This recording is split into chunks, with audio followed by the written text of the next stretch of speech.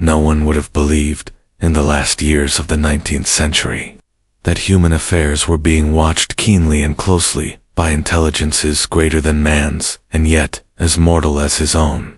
That as men busied themselves about their affairs, they were scrutinized and studied, perhaps almost as narrowly as a man with a microscope might scrutinize the transient creatures that swarm and multiply in a drop of water. With infinite complacency men went to and over this globe about their little affairs, serene in their assurance of their empire over matter. It is possible that the infusoria under the microscope do the same. No one gave a thought to the older worlds of space as sources often in danger, or thought of them only to dismiss the idea of life upon them as impossible or improbable. It is curious to recall some of the mental habits of those departed days. At most, terrestrial men fancied there might be other men upon Mars, perhaps inferior to themselves, and ready to welcome a missionary enterprise. Yet, across the gulf of space, minds that are to our minds, as ours are to those of the beasts that perish, intellects vast, and cool, and unsympathetic, regarded this earth with envious eyes, and slowly and surely drew their plans against us. And early in the 20th century came the great disillusionment. The planet Mars, I scarcely need remind the reader, revolves about the sun at a mean distance of 140 million miles, and the light and heat it receives from the sun is barely half of that received by this world. It must be, if nebular hypothesis has any truth, older than our world, and long before this earth ceased to be molten, life upon its surface must have begun its course.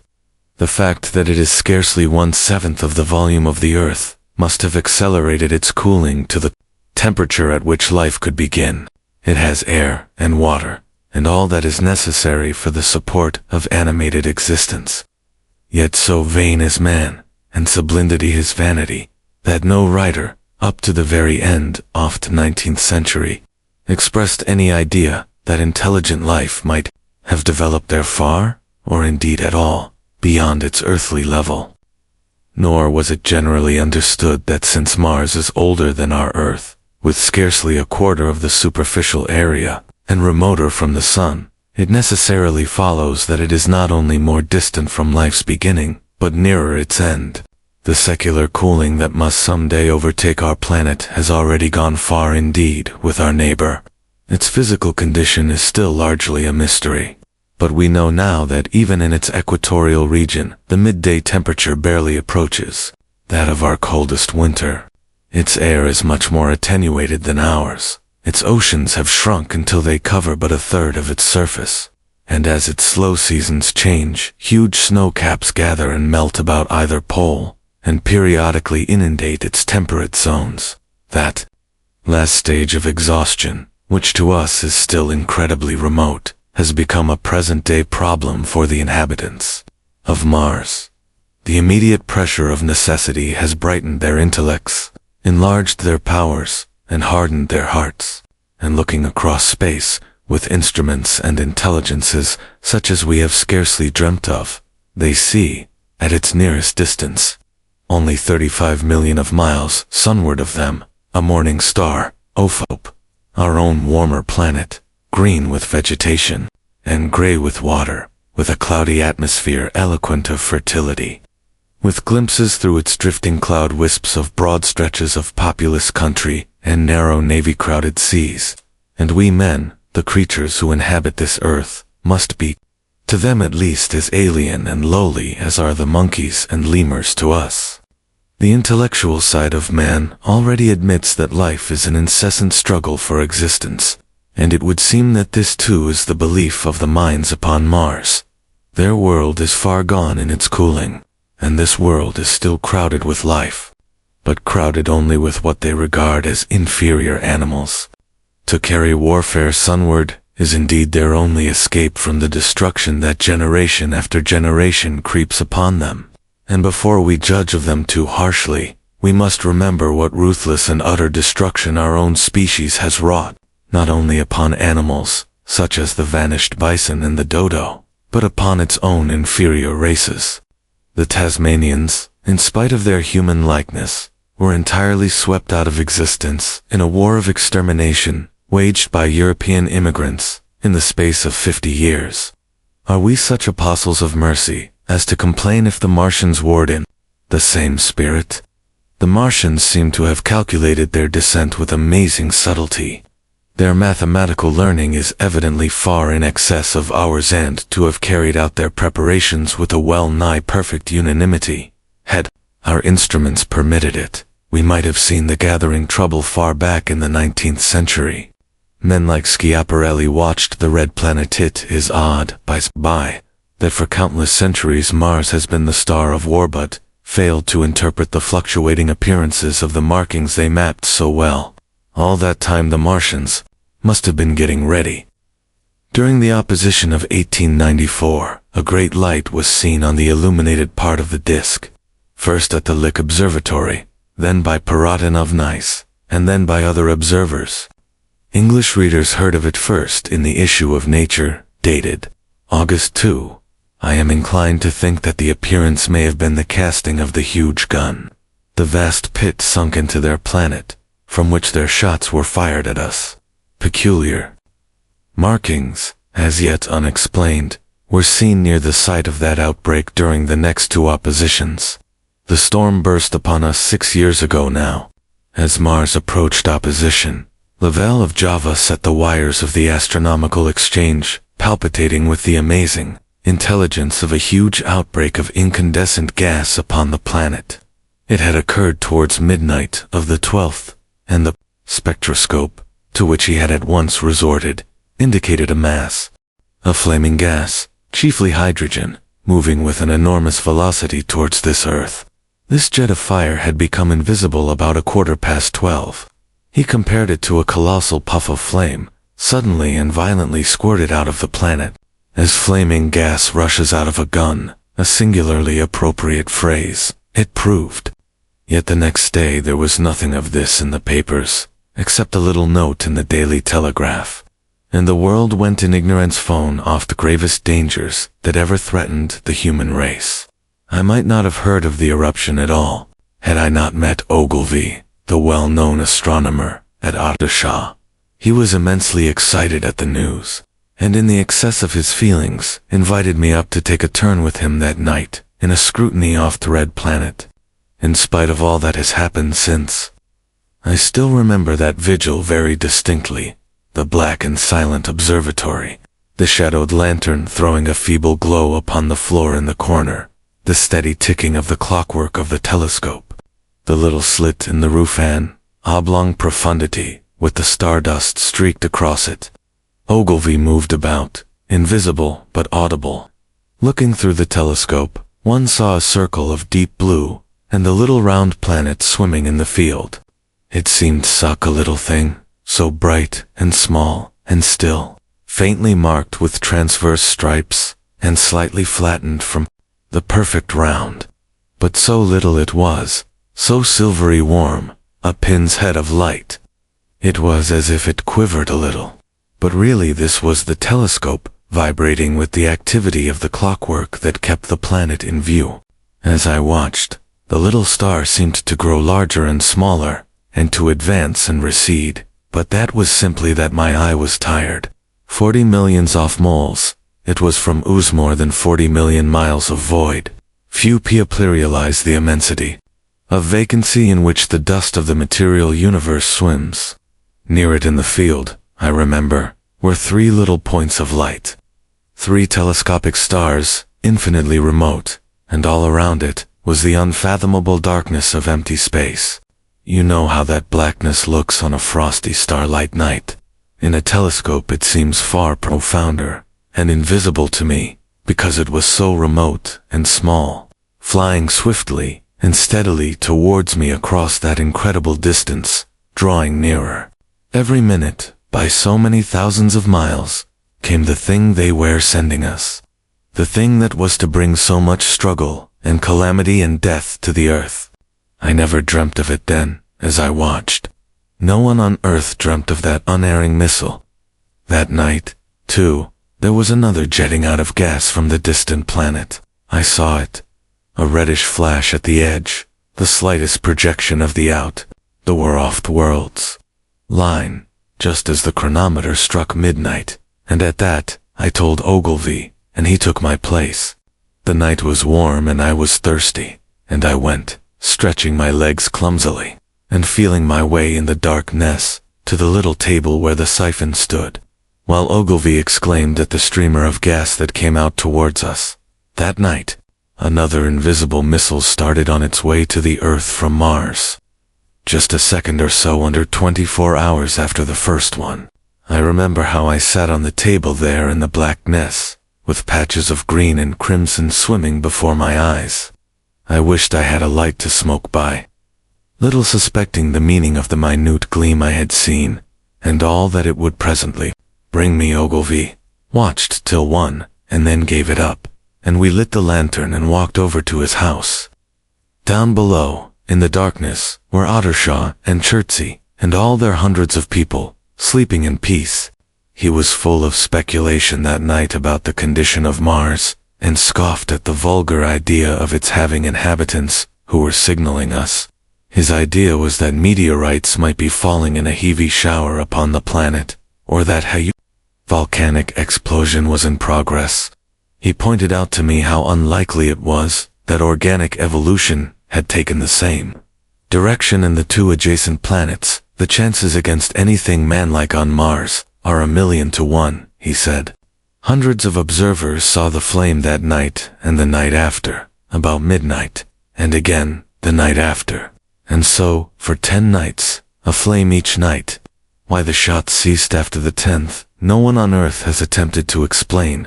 It may be the gases oft firing caused the Martians inconvenience. Dense clouds of smoke or dust, visible through a powerful telescope on Earth as little gray, fluctuating patches, spread through the clearness of the planet's atmosphere and obscured its more familiar features.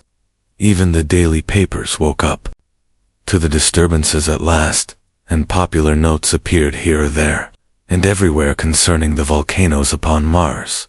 The serio-comic periodical Punch, I remember, made a happy use of it in the political cartoon. And, all unsuspected, those missiles the Martians had fired at us drew earthward, rushing now at a pace off many miles a second through the empty gulf off space, hour by hour and day by day, nearer and nearer. It seems to me now almost incredibly wonderful that, with that swift fate hanging over us, men could go about their petty concerns as they did. I remember how jubilant Markham was at securing a new photograph off the planet for the illustrated paper he edited in those days. People in these latter times scarcely realize the abundance and enterprise of our 19th century papers. For my own part, I was much occupied in learning to ride the bicycle, and busy upon a series of papers discussing the probable developments of moral ideas as civilization progressed. One night the first missile then could scarcely have been 10 million miles away. I went for a walk with my wife. It was starlight, and I explained the signs of the zodiac to her, and pointed out Mars, a bright dot of light creeping zenithward, towards which so many telescopes were pointed. It was a warm night. Coming home, a party of excursionists from Chertsey or Isleworth passed us, singing and playing music. There were lights in the upper windows of the houses as the people went to bed. From the railway station in the distance came the sound of shunting trains, ringing and rumbling, softened almost into melody by the distance. My wife pointed out to me the brightness of the red, green and yellow signal lights hanging in a framework against the sky. It seemed so safe and tranquil. Then came the night of the first falling star. It was seen early in the morning rushing over Winchester eastward, a line of flame, high in the atmosphere. Hundreds must have seen it, and taken it for an ordinary falling star. Albion described it as leaving a greenish streak behind it that glowed for some seconds. Denning, our greatest authority on meteorites, stated that the height of its first appearance was about 90 or 100 miles. It seemed to him that it fell to Earth about 100 miles east of him. I was at home at that hour, and writing, in my study, and although my French windows faced towards Ottershaw and the blind was up, for I loved in those days to look up at the night sky, I saw nothing of it. Yet this strangest of all things that ever came to earth from outer space must have fallen while I was sitting there, visible to me had I only looked up as it passed. Some of those who saw its flight say it traveled with a hissing sound. I made nothing of that. Many people in Berkshire, Surrey, and 22, the War of the Worlds, Middlesex must have seen the fall of it, and, at most, have thought that another meteorite had descended. No one seems to have troubled to look for the fallen mass that night, but very early in the morning, poor Ogilvy, who had seen the shooting star, and who was persuaded that a meteorite lay somewhere on the common between Horsell, Ottershaw, and Woking, rose early with the idea of finding it. Find it he did, soon after dawn, and not far from the sandpits.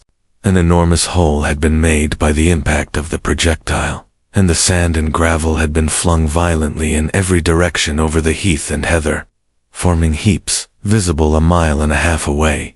The heather was on fire eastward, and a thin blue smoke rose against the dawn. The thing itself lay almost entirely buried in sand. Amidst the scattered splinters of a fir tree, it had shivered to fragments in its descent. The uncovered part had the appearance of a Hugelander, caked over, and its outline softened by a thick, scaly, dun-colored incrustation. It had a diameter of about 30 yards.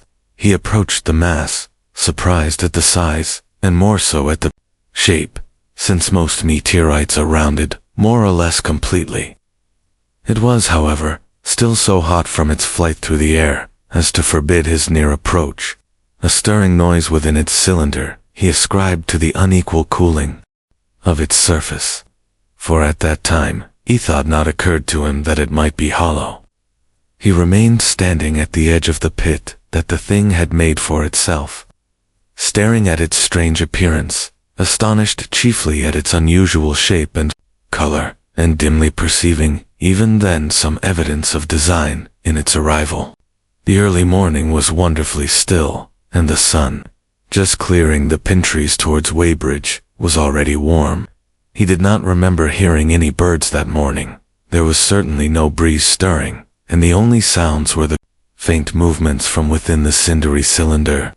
He was all alone on the common. Then suddenly, he noticed with a start that some of the gray clinker, the ashy incrustation that covered the meteorite, was falling off the circular edge of the end. It was dropping off in flakes and raining down upon the sand. A large piece suddenly came off and fell with a sharp noise that brought his heart into his mouth.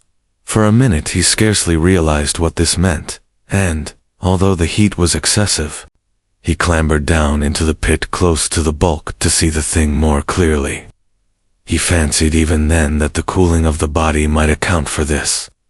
But what disturbed that idea was the fact that the ash was falling only from the end off cylinder 24, the War of the Worlds, and then he perceived that, very slowly, the circular top of the cylinder was rotating on its body. It was such a gradual movement that he discovered it only through noticing that a black mark that had been near him 5 minutes ago was now at the other side of the circumference.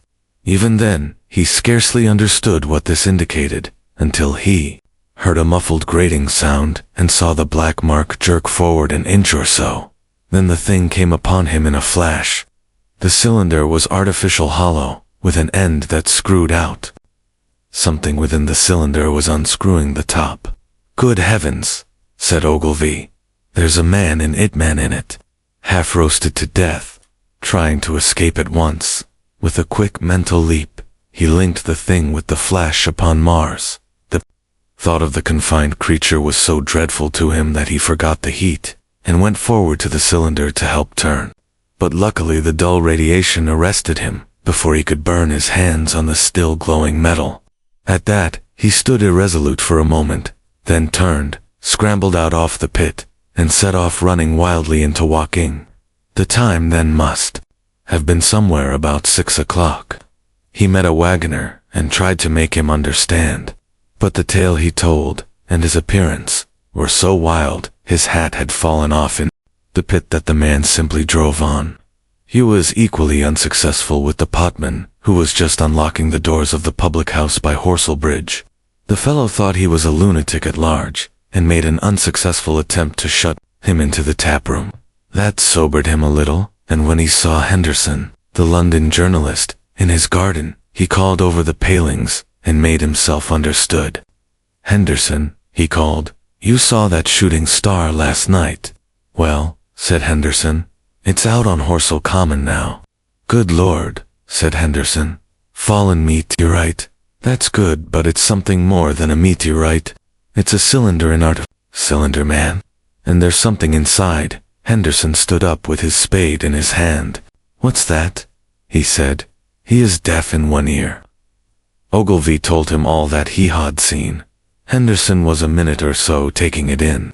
Then he dropped his spade, snatched at his jacket, and came out into the road. The two men hurried back at once to the common and found the cylinder still lying in the same position. But now the sounds inside had ceased, and a thin circle of bright metal showed between the top and the body of the cylinder. Air was either entering or escaping at the rim with a thin sizzling sound. They listened, rapped on the scale with a stick, and, meeting with no response, they both concluded the men or menincedo must be insensible or dead. Of course, the two were quite unable to do anything. They shouted consolation and promises, and went off back to the town again to get help. One can imagine them, covered with sand, excited and disordered, running up the little street in the bright sunlight. Just as the shop folks were taking down their shutters, and people were opening their bedroom windows, Henderson went into the railway station at once, in order to telegraph the news to London. The newspaper articles had prepared men's minds for the reception of the idea. By 8 o'clock, a number of boys and unemployed men had already started for the common to see the dead men from Mars. That was the form the story took. I heard of it first from my newspaper boy, about 8:45, when I went out to get my daily chronicle. I was naturally startled, and lost no time in going out and across the Ottershaw Bridge to the sandpits. I found a little crowd of perhaps 20 people surrounding the huge hole in which the cylinder lay. I have already described the appearance of that colossal bulk embedded in the ground. The turf and gravel about it seemed charred as if by a sudden explosion. No doubt its impact had caused a flash of fire. Henderson and Ogilvy were not there. I think they perceived that nothing was to be done for the present, and had gone away to breakfast at Henderson's house. There were 4 or 5 boys sitting on the edge of the pit, with their feet dangling, and amusing themselves until I stopped them by throwing stones at the giant mass. After I had spoken to them about it, they began playing at touch in and out of the group of beasts. Among these were a couple of cyclists, a jobbing gardener I employed sometimes, a girl carrying a baby, Greg the butcher and his little boy, and 2 or 3 loafers and golf caddies who were accustomed to hang about the railway station. There was very little talking. Few of the common people in England had anything but the vaguest astronomical ideas in those days. Most of them were staring quietly at the big table-like end of the cylinder, which was still as Ogilvy and Henderson had left it. I fancy the popular expectation of a heap of charred corpses was disappointed at this inanimate bulk. Some went away while I was there, and other people came. I clambered into the pit, and fancied I heard a faint movement under my feet. The top had certainly ceased to rotate. It was only when I got thus close to it that the strangeness of this object was at all evident to me. At the first glance it was really no more exciting than an overturned carriage or a tree blown across the road. Not so much so, indeed. It looked like a rusty gas float half buried, more than anything else in the world. It required a certain amount of scientific education to perceive that the gray scale of the thing was no common oxide, that the yellowish-white metal that gleamed in the crack between the lid and the cylinder had an unfamiliar hue. Extraterrestrial had no meaning for most onlookers. At that time it was quite clear in my own mind that the thing had come from the planet Mars, but I judged it improbable that it contained any living creature. I thought the unscrewing might be automatic. In spite of Ogilvy, I still believed that there were men in Mars. My mind ran fancifully on the possibilities of its containing manuscript, on the difficulties in translation that might arise, whether we should find coins and models in it, and so forth. Yet, it was a little too large for assurance on this idea. I felt an impatience to see it opened. About 11, as nothing seemed happening, I walked back, full of such thoughts, to my home in Mayberry. But I found it difficult to get to work upon my abstract investigations. In the afternoon, the appearance of the Common had altered very much. The early editions of the evening papers had startled London with enormous headlines. A message received. From Mars, remarkable story from Woking, and so forth. In addition, Ogilvy's wire to the Astronomical Exchange had roused every observatory in the three kingdoms. There were half a dozen flies or more from the Woking station standing in the road by the sandpits, a basket chaise from Chatham, and a rather lordly carriage. Besides that, there was quite a heap of bicycles. In addition, a large number of people must have walked, in spite of the heat of the day, from Woking and Chertsey, so that there was altogether quite a considerable crowd, one or two gaily ladies among the others. It was glaringly hot, not a cloud in the sky, nor a breath off wind, and the only shadow was that of the few scattered pin trees. The burning heather had been extinguished, but the level ground towards Ottershaw was blackened as far as one could see, and still giving off vertical streamers of smoke. An enterprising sweet-stuff dealer in the Chobham Road had sent up his son, with a barrow-load of green apples and ginger beer. Going to the edge of the pit, I found it occupied by a group of about half a dozen men. Henderson, Ogilvy, and a tall fair-haired man that I afterwards learnt was Stent, the astronomer royal, with several workmen wielding spades and pickaxes. Stent was giving directions in a clear, high-pitched voice. He was standing on the cylinder, which was now evidently much cooler. His face was crimson and streaming with perspiration, and something seemed to have irritated him. A large portion of the cylinder had been uncovered, though its lower end was still embedded. As soon as Ogilvy saw me among the staring crowd on the edge of the pit, he called to me to come down, and asked me if I would mind going over to see Lord Hilton, the Lord of the Manor. The growing crowd, he said, was becoming a serious impediment to their excavations, especially the boys. They wanted a light railing put up, and help to keep the people back. He told me that a faint stirring was occasionally still audible within the case, but that the workmen had failed to unscrew the top, as it afforded no grip to them. The case appeared to be enormously thick, and it was possible that the faint sounds we heard represented a noisy tumult in the interior. I was very glad to do as he asked, and so be, come one oft privileged spectators within the contemplated enclosure. I failed to find Lord Hilton at his house, but I was told he was expected from London by the 6 o'clock train from Waterloo, and as it was then about 5:15, I went home, had some tea, and walked up to the station to waylay him. When I returned to the Common, the sun was setting. Scattered groups were hurrying from the direction of Woking, and one or two persons were returning. The crowd about the pit had increased, and stood out black against the lemon yellow of the sky, a couple of hundred people, perhaps. There were a number of voices raised, and some sort of struggle appeared to be going on about the pit. Strange imaginings passed through my mind. As I drew nearer, I heard Stent's voice. Keep back, keep back. A boy came running towards me. It's a moving, he said to me as he passed. A screwing and a screwing out. I don't like it. I'm a-going He went on to the crowd. There were really, I should think, 200 or 300 people, elbowing and jostling one another, the one or two ladies there being by no means the least active. He's fallen in the pit, cried someone. Keep back, said several. The crowd swayed a little, and I elbowed my way through. Everyone seemed greatly excited. I heard a peculiar humming sound from the pit. I say, said Ogilvy, help keep these idiots back. We don't know what's in the confounded thing, you know. I saw a young man, a shop assistant in Woking, believe. He was standing on the cylinder and trying to scramble out of the hole again. The crowd had pushed him in. The end of the cylinder was being screwed out from within. Nearly 2 feet of shining screw projected.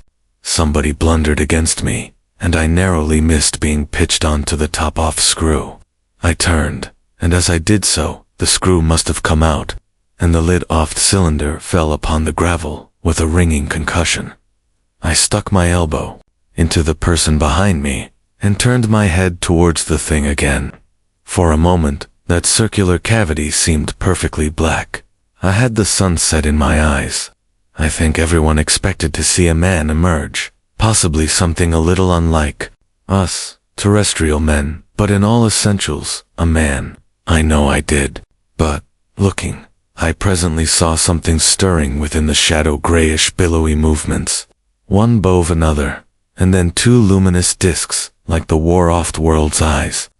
Then something resembling a little gray snake, about the thickness of a walking stick, coiled up out off the writhing middle, and wriggled in the air towards me, and then another. A sudden chill came over me. There was a loud shriek from a woman behind. I half turned, keeping my eyes fixed upon the cylinder still, from which other tentacles were now projecting, and began, pushing my way back from the edge off the pit. I saw astonishment giving place to horror on the faces of the people about me. I heard inarticulate exclamations on all sides. There was a general movement backward. I saw the shopman struggling still on the edge of the pit. I found myself alone, and saw the people on the other side of the pit, running off, Stent among them. I looked again at the cylinder, an ungovernable terror gripped me. I stood petrified and staring. A big, grayish, rounded bulk, the size, perhaps, of a bear, was rising slowly and painfully out of the cylinder. As it bulged up and caught the light, it glistened like wet leather. 2 large dark-colored eyes were regarding me steadfastly.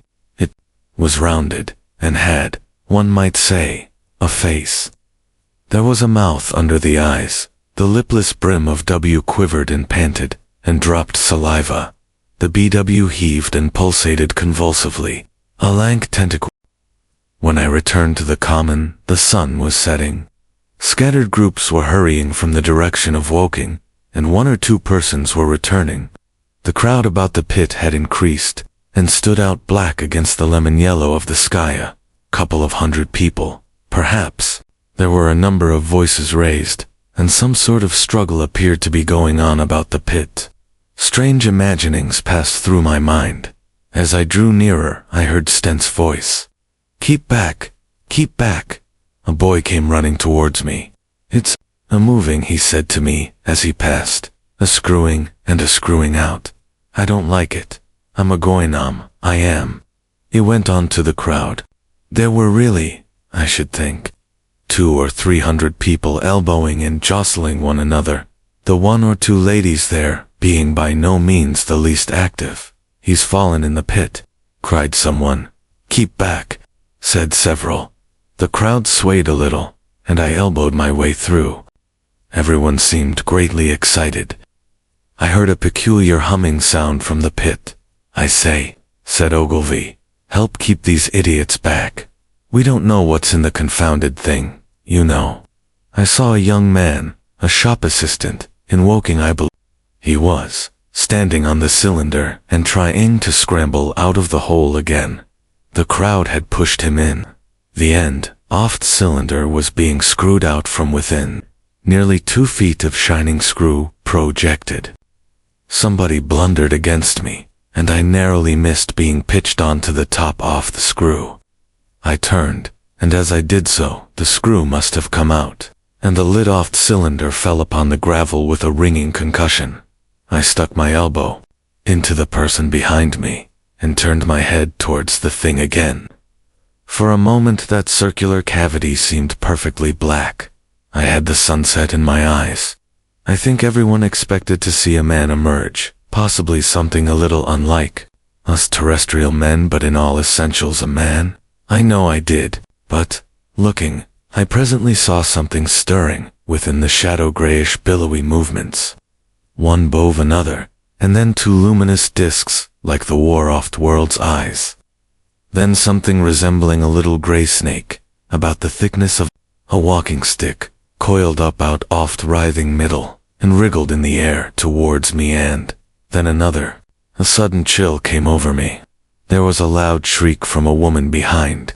I half turned, keeping my eyes fixed upon the cylinder still, from which other tentacles were now projecting, and began pushing my way back from the edge-oft pit. I saw astonishment giving place to horror on the faces of the people about me. I heard inarticulate exclamations on all sides. Appendage gripped the edge of the cylinder, another swayed in the air. Those who have never seen a living Martian can scarcely imagine the strange horror of their AP parents. The peculiar V-shaped mouth with its pointed upper lip, the absence of brow ridges, the absence of a chin beneath the wedge-like lower lip, the incessant quivering of this mouth, the Gorgon groups of tentacles, the tumultuous breathing of the lungs in a strange atmosphere, the evident heaviness and painfulness of movement, due to the greater gravitational energy of the earth above all, the extraordinary intensity of the immense eyes, culminated in an effect akin to nausea. There was something fungoid in the oily brown skin, something in the clumsy deliberation of their tedious movements unspeakably terrible. Even at this first encounter, this first glimpse, I was overcome with disgust and dread. Suddenly, the monster vanished. It had toppled over the brim of the cylinder and fallen into the pit, with a thud like the fall of a great mass of leather. I heard it give a peculiar thick cry, and forthwith another of these creatures appeared darkly in the deep shadow-oft aperture. At that, my rigor of terror passed away. I turned and, running madly, made for the first group of trees, perhaps 100 yards away. But I ran there was a general movement backward. I saw the shopman struggling still on the edge-oft pit. I found myself alone, and saw the people on the other side of the pit running off, Stent among them. I looked again at the cylinder, and ungovernable terror gripped me. I stood petrified and staring. A big, grayish, rounded bulk, the size, perhaps, of a bear, was rising slowly and painfully out off the cylinder. As it bulged up and caught the light, it glistened like wet leather. Two large dark-colored eyes were regarding me steadfastly. It was rounded, and had, one might say, a face. There was a mouth under the eyes. The lipless brim of W quivered and panted, and dropped saliva. The BW heaved and pulsated convulsively, a lank tentacua slantingly and stumbling, for I could not avert my face from these things. There, among some young pine trees and furze bushes, I stopped, panting, and waited further developments. The common round the sandpits was dotted with people, standing, like myself, in a half-fascinated terror, staring at these creatures, or, rather, at the heaped gravel at the edge-oft pit in which they lay. And then, with a renewed horror, I saw a round black object bobbing up and down on the edge of the pit. It was the head-oft shopman who had fallen in, but showing as a little black object against the hot western sky. Now he got his shoulder and knee up, and again he seemed to slip back until only his head was visible. Suddenly he vanished, and I could have fancied a faint shriek had reached me. I had a momentary impulse to go back and help him that my fears overruled. Everything was then quite invisible, hidden by the deep pit and the heap of sand that the fall of the cylinder had made. Anyone coming along the road from Chabham or Woking would have been amazed at the dwindling multitude of perhaps 100 people or more standing in a great irregular circle, in ditches, behind bushes, behind gates and hedges, saying little to one another, and that, in short, excited shouts, and staring hard at a few heaps of sand. The barrow of ginger beer stood, a queer derelict, black against the burning sky, and in the sandpits was a row of deserted vehicles with their horses feeding out of nose-bags or pawing the ground. After the glimpse I had had of the Martians emerging from the cylinder in which they had come to the Earth from their planet, A kind of fascination paralyzed my actions. I remained standing knee-deep in the heather, staring at the mound that hid them. I was a battleground of fear and curiosity. I did not dare to go back toward the pit, but I felt a passionate longing to peer into I began walking, therefore, in a big curve, seeking some point of vantage, and continually looking at the sand heaps that hid these newcomers to our earth. Once a leash of thin black whips, like the arms of an octopus, flashed across the sunset and was immediately withdrawn, and afterwards a thin rod rose up, joint by joint, bearing at its apex a circular disc that spun with a wobbling motion. What could be going on there? Most of the spectators had gathered in one or two groups, one a little crowd towards Woking, the other a knot of people in the direction of Chabom. Evidently they shared my mental conflict. There were few near me. One man I approached, he was, I perceived, a neighbor of mine, though I did not know his name, and accosted. But it was scarcely a time for articulate conversation. "What ugly brutes," he said. "Good God, what ugly brutes." He repeated this over and over again. "Did you see a man in the pit?"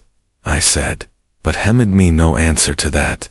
We became silent, and stood watching for a time side by side, deriving, I fancy, a certain comfort in one another's company. Then I shifted my position to a little knoll that gave me the advantage of a yard or more of elevation, and when I looked for him presently, he was walking towards Woking. The sunset faded to twilight before anything further happened. The crowd, far away on the left, towards Woking seemed to grow, and I heard now a faint murmur from it. The little knot of people towards Chabom dispersed. There was scarcely an intimation of movement from the pit. It was this, as much as anything, that gave people courage.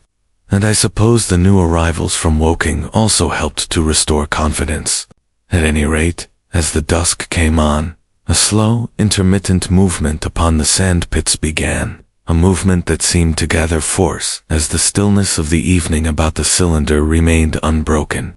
Vertical black figures in twos and threes would advance, stop, watch, and advance again, spreading out as they did so in a thin, irregular crescent that promised to enclose the pit in its attenuated horns. I, too, on my side, began to move towards the pit. Then I saw some cabmen, and others had walked boldly into the sand pits, and heard the clatter of hoofs and the gride of wheels. I saw a lad trundling off the barrow of apples, and then, within 30 yards of the pit, advancing from the direction of Horsell, I noted a little black knot of men, the foremost of whom was waving a white flag. This was the deputation. There had been a hasty consultation, and, since the Martians were evidently, in spite of their repulsive forms, intelligent creatures, it had been resolved to show them, by approaching them with signals, that we, too, were intelligent. Flutter, flutter, went the flag, first to the right, then to the left. It was too far for me to recognize anyone there, but afterwards I learnt that Ogilvy, Stent, and Henderson were with others in this attempt at communication. This little group had in its advance dragged inward, so to speak, the circle of the now almost complete circle of people, and a number of dim black figures followed it at discreet distances. Suddenly there was a flash of light, and the heat ray. 41 quantity of luminous greenish smoke came out of the pit in 3 distinct puffs, which drove up, one after the other, straight into the still air. This smoke, or flame, perhaps, would be the better word for it, was so bright that the deep blue sky overhead, and the hazy stretches of brown calm on towards Chertsey, set with black pine trees, seemed to darken abruptly as these puffs arose, and to remain the darker after their dispersal. At the same time, a faint hissing sound became audible. Beyond the pit stood the little wedge of people, with the white flag at its apex, arrested by these phenomena. A little knot of small vertical black shapes upon the black ground. As the green smoke rose, their faces flashed out pallid green, and faded again as it vanished. Then slowly, the hissing passed into a humming, into a long, loud, droning noise. Slowly, a humped shape rose out of the pit, and the ghost of a beam of light seemed to flicker out from it. Forthwith, flashes of actual flame, a bright glare leaping from one to another, sprang from the scattered group, aft men. It was as if some invisible jet impinged upon them and flashed into white flame. It was as if each man were suddenly and momentarily turned to fire. Then, by the light of their own destruction, I saw them, staggering and falling, and their supporters turning to run. I stood staring, not as yet realizing that this was death, leaping from man to man, in that little distant crowd. All I felt was that it was something strange, an almost noiseless and blinding flash of light, and a man fell headlong and lay still, and as the unseen shaft of heat passed over them, pine trees burst into fire, and every dry furze bush became, with one dull thud, a mass of flames. And far away towards Knaphill, I saw the flashes of trees and hedges and wooden buildings suddenly set alight. It was sweeping round swiftly and steadily, this flaming death, this invisible, inevitable sword of heat. I perceived it coming towards me by the flashing bushes it touched, and was too astounded and stupefied to stir. I heard the crackle of fire in the sandpits, and the sudden squeal of a horse that was as suddenly stilled. Then it was as if an invisible yet intensely heated finger was drawn through the heather between me and the Martians, and all along a curving line beyond the sandpits, the dark ground smoked and crackled. Something fell with a crash, far away to the left, where the road from Woking Station opens out on the common. Forthwith the hissing and humming ceased, and the black, dome-like object sank slowly out off sight into the pit, the heat prey 43 all.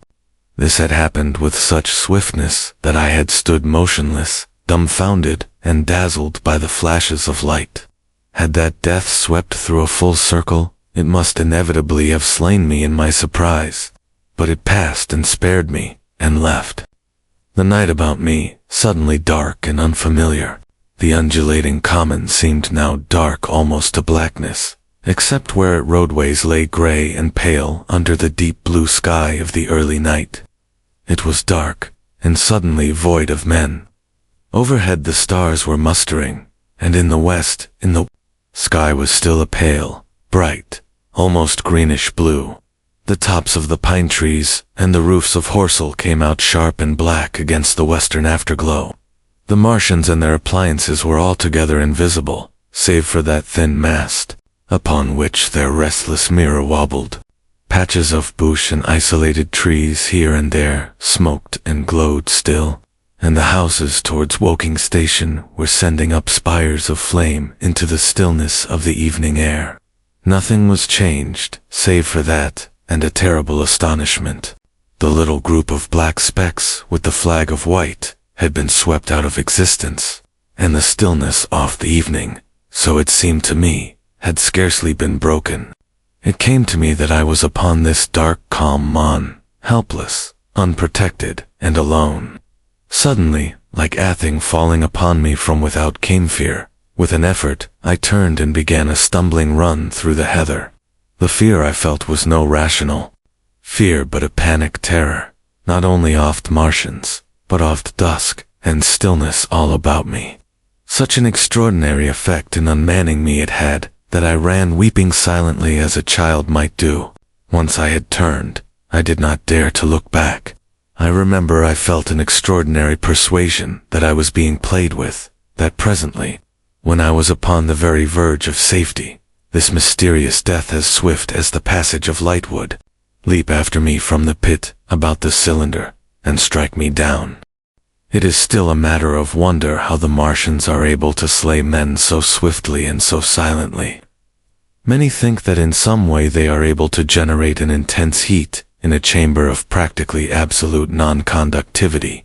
This intense heat they project in a parallel beam against any object they choose by means of a polished parabolic mirror of unknown composition, much as the parabolic mirror of a lighthouse projects a beam of, but no one has absolutely proved these details.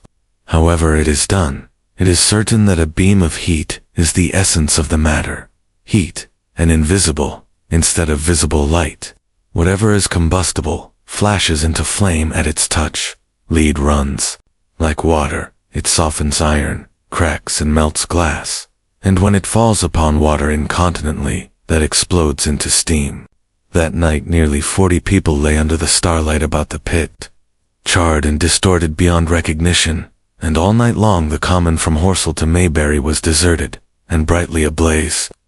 The news of the massacre probably reached Chobham, Woking, and Ottershaw about the same time. In Woking, the shops had closed when the tragedy happened, and a number of people, shop people, and so forth, attracted by the stories they had heard, were walking over Horsell Bridge and along the road between the hedges that run out at last upon the common. You may imagine the young people brushed up after the labors of the day, and making this novelty, as they would make any novelty, the excuse for walking together and enjoying a trivial flirtation. You may figure to yourself the hum of voices along the road and the gloaming ... As yet, of course, few people in Woking even knew that the cylinder had opened. Though poor Henderson had sent a messenger on a bicycle to the post office with a special wire to an evening paper. As these folks came out by twos and threes, upon the open they found little knots of people talking excitedly and peering at the spinning mirror over the sand pits, and the newcomers were, no doubt, soon infected by the excitement oft occasion. By 8:30, when the deputation was destroyed, there may have been a crowd of 300 people or more at this place, besides those who had left the road to approach the Martians nearer. There were 3 policemen, one of whom was mounted, doing their best, under instructions from Stent, to keep the people back and deter them from approaching the cylinder. There was some booing from those more thoughtless and excitable souls, to whom a crowd is always an occasion for noise and horseplay. Stent and Ogilvy, anticipating some possibilities of a collusion, had telegraphed from Horsell to the barracks, as soon as the Martians emerged, for the help of a companion of soldiers to protect these strange creatures from violence. After that they returned to lead that ill-fated advance. The description of their death, as it was seen by the crowd, tallies very closely with my own impressions. The 3 puffs of green smoke, the deep humming note, and the flashes of flame. But that crowd of people had a far narrower escape than mine. Only the fact that a hummock of heathery sand intercepted the lower part of the heat tray saved them. Had the elevation of the parabolic mirror been a few yards higher, none could have lived to tell the tale. They saw the flashes, and the men falling, and an invisible hand, as it were, lit the bushes as it hurried towards them through the twilight. Then, with a whistling note that rose above the droning of the pit, the beam swung close over their heads, lighting the tops of the beech trees that line the road, and splitting the bricks, smashing through windows, firing the window frames, and bringing down in crumbling ruin a portion off Gableloft House, nearest the corner. In the sudden thud, hiss and glare, off the igniting trees, the panic-stricken crowd seems to have swayed hesitatingly for some moments. Sparks and burning twigs began to fall into the road, and single leaves like puffs off lame hats and dresses caught fire. Then came a crying from the common. There were shrieks and shouts, and suddenly a mounted policeman came galloping through the confusion with his hands clasped over his head, screaming, "They're coming!" A woman shrieked, and incontinently everyone was turning and pushing at those behind, in order to clear their way to Woking again. They must have bolted as blindly as a flock of sheep. Where the road grows narrow and black between the high banks, the crowd jammed and a desperate struggle occurred. All that crowd did not escape.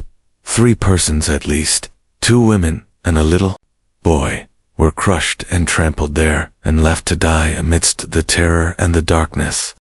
For my own part, I remember nothing of my flight except the stress of blundering against trees and stumbling through the heather. All about me gathered the invisible terrors of the Martians. That pitiless sword of heat seemed whirling to and fro, flourishing overhead before it descended and smote me out of life. I came into the road between the crossroads and Horsell, and ran along this to the crossroads. At last I could go no further. I was exhausted with the violence of my emotion and of my flight, and I staggered and fell by the wayside. That was near the bridge that crosses the canal by the gasworks. I fell and lay still. I must have remained there some time. I sat up, strangely perplexed. For a moment, perhaps, I could not clearly understand how I came there. My terror had fallen from me like a garment. My hat had gone, and my collar had burst away from its stud. A few minutes before there had only been 3 real things before me: the immensity of the war-oft worlds, the night and space and nature, my own feebleness and anguish, and the near approach of death. Now it was as if something turned over, and the point of view altered abruptly. There was no sensible transition from one state of mind to the other. I was immediately the self of every day again, a decent, ordinary citizen. The silent common, the impulse of my flight, the starting flames, were as if it were a dream. I asked myself, had these latter things indeed happened? I could not credit it. I rose and walked unsteadily up the steep incline of the bridge. My mind was blank wonder. My muscles and nerves seemed drained of their strength. I dare say I staggered drunkenly. A head rose over the arch, and the figure of a workman carrying a basket appeared. Beside him ran a little boy. He passed me, wishing me good night. I was minded to speak to him, and did not. I answered his greeting with a meaningless mumble, and went on over the bridge. Over the Mayberry Arch, a train, a billowing tumult of white, fire-lit smoke, and a long caterpillar of lighted windows, went flying south. Clatter, clatter, clap, rap, and it had gone. A dim group of people talked in the gate of one of the houses in the pretty little row of gables that was called Oriental Terrace. It was all so real and so familiar, and that behind me, it was frantic, fantastic. Such things, I told myself, could not be. Perhaps I am a man of exceptional moods. I do not know how far my experience is common. At times I suffer from the strangest sense of detachment from myself and the world about me. I seem to watch it all from the outside, from somewhere inconceivably remote, out of time, out of space, out of the stress and tragedy of it all. This feeling was very strong upon me that night. Here was another side to my dream, but the trouble was the blank incongruity of this serenity and the swift death flying yonder, not 2 miles away. There was a noise off business from the gasworks, and the electric lamps were all alight. I stopped at the group of people. "What news from the common?" said one. There were 2 men and a woman at the gate. Said one of the men, turning. "What? News from the common?" I said. "Ain't yer just been there?" asked the men. "People seem fair silly about the common," said the woman over the gate. "What's it all about? Haven't you heard of the men from Mars?" said one. "The creatures from Mars." "Quite enough," said the woman over the gate. "Thanks," and all 3 of them laughed. I felt foolish and angry. I tried and found I could not tell them what I had seen. They laughed again at my broken sentences. "You'll hear more yet," I said, and went on to my home. I startled my wife at the doorway, so haggard was I. I went into the dining room, sat down, drank some wine, and so soon as I could collect myself sufficiently told her the things I had seen. The dinner, which was a cold one, had already been served, and remained neglected on the table while I told my story. "There is one thing," I said, to allay the fears I had aroused. "They are the most sluggish things I ever saw crawl. They may keep the pit and kill people who come near them, but they cannot get out. Oh fit, ... But the horror of them, don't, dear," said my wife, knitting her brows and putting her hand on mine. "Poor Ogilvy," I said. "To think he may be lying dead there." My wife at least did not find my experience incredible. When I saw how deadly white her face was, I ceased abruptly. "They may come here," she said again and again. One pressed her to take wine, and tried to reassure her.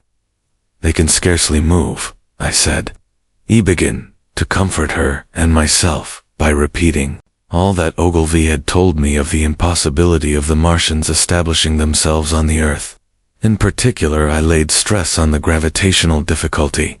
On the surface of the Earth, the force of gravity is 3 times what it is on the surface of Mars. A Martian, therefore, would weigh 3 times more than on Mars, albeit his muscular strength would be the same. His own body would be a copofleet. To him, therefore, that indeed was the general opinion. Both the Times and the Daily Telegraph, for instance, insisted on it the next morning, and both overlooked, just as I did, 2 obvious modifying influences. The atmosphere of the Earth, we now know, contains far more oxygen, or far less argon, whichever way one likes to put it, than does Mars. The invigorating influences of this excess of oxygen upon the Martians indisputably did much to counterbalance the increased weight of their bodies.